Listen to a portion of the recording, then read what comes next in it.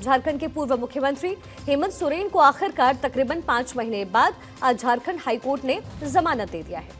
सोरेन को ईडी ने जमीन घोटाले के एक मामले में 31 जनवरी को उनके घर से गिरफ्तार किया था और तब से ही वो रांची की बिरसा मुंडा जेल में बंद थे। जमानत के लिए उन्होंने हाईकोर्ट में याचिका दायर की, जहां हाईकोर्ट ने उन्हें ये कहते हुए जमानत दे दी है कि मनी लॉन्ड्रिंग केस में उनके शामिल होने के ठोस सबूत नहीं मिले हैं। हेमंत सोरेन जमानत देते हुए हाईकोर्ट ने उनसे कहा कि सोरेन पीएमएलए एक्ट के तहत जमानत की दोनों शर्तों को पूरा करते हैं, इसलिए कोर्ट उन्हें रेगुलर बेल दे रही है। कोर्ट ने उनकी जमानत पर बीते 13 जून को ही सुनवाई पूरी कर फैसला रिजर्व किया था और आज जैसे ही कोर्ट का फैसला आया, सोरेन के सरकारी आवास में जश्न शुरू हो गया और मिठाई भी बांटी गई। बिरसा मुंडा जेल से बाहर बड़ी संख्या में उनके समर्थक पहुंचे और उनका जोरदार स्वागत किया गया। वहीं इस दौरान उनकी पत्नी कल्पना सोरेन भी उन्हें लेने के लिए जेल पहुंची। दरअसल हेमंत सोरेन की गैर मौजूदगी में कल्पना सोरेन ही एक तरीके से पार्टी की तरफ से चुनाव प्रचार की कमान संभालती नजर आई थी। बहुत ही चिंतनीय महीने रहे हैं। आपको पता है और पूरे देश को पता है कि मैं किस लिए जेल गया था। न्यायालय ने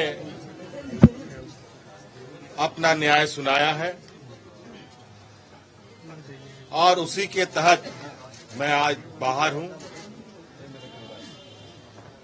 मैं न्यायालय का आदर करता हूं, सम्मान करता हूं। आगे की रणनीति क्या होगी हेमंत भैया? रणनीति बता दी जाएगी तो फिर काम कैसे चलेगा। अब समझते हैं कि आखिर ये पूरा मामला है क्या और उन्हें ईडी ने क्यों गिरफ्तार किया था। दरअसल हेमंत सोरेन पर रांची में 8.42 एकड़ की एक जमीन को गलत तरीके से खरीदने और बेचने का आरोप है।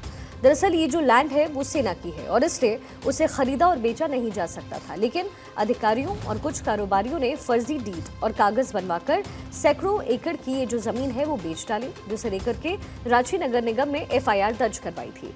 इस एफआईआर में कई सीनियर अधिकारियों और रांची के तत्कालीन डीसी तक का नाम सामने आया है। बाद में पता चला कि एक संगठित फ्रॉड का पूरा पैटर्न था और इसके तार बहुत ऊपर तक जुड़े थे। मामला हाई प्रोफाइल होने के बाद मामले को ईडी ने अपने हाथ में लिया और फिर जांच पड़ताल शुरू कर दी। 8 अगस्त 2023 को ईडी ने मामले में पूछताछ के लिए पहली बार झारखंड के तत्कालीन सीएम हेमंत सोरेन को समन जारी किया, लेकिन 14 अगस्त को हेमंत सोरेन ने उल्टा ईडी को ही कानूनी कार्रवाई की चेतावनी दे डाली। 11 दिसंबर 2023 को ईडी ने नए सिरे से समन जारी किया और अगले दिन 12 दिसंबर को पूछताछ के लिए बुलाया, लेकिन हेमंत नहीं पहुंचे।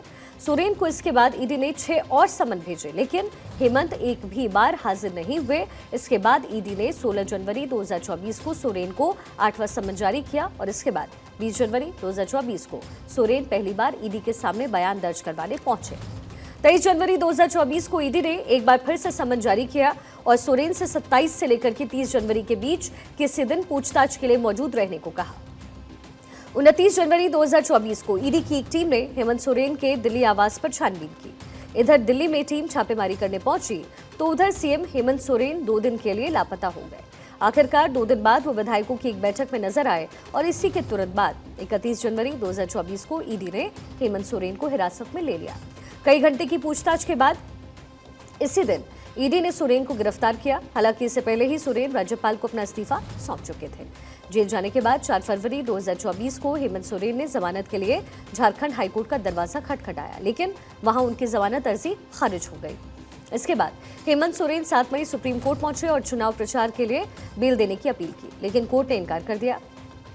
इसके बाद 27 मई 2024 को हेमंत सोरेन ने फिर से एक बार झारखंड हाईकोर्ट में जमानत के लिए याचिका दायर की, जिस पर 3 दिनों तक सुनवाई के बाद 13 जून 2024 को हाईकोर्ट ने फैसला सुरक्षित रखा और आज यानी 28 जून को हेमंत सोरेन को जमानत दे दी गई। हालांकि ईडी ने हाईकोर्ट के इस फैसले का विरोध किया है और इस फैसले को सुप्रीम कोर्ट में चुनौती दी है।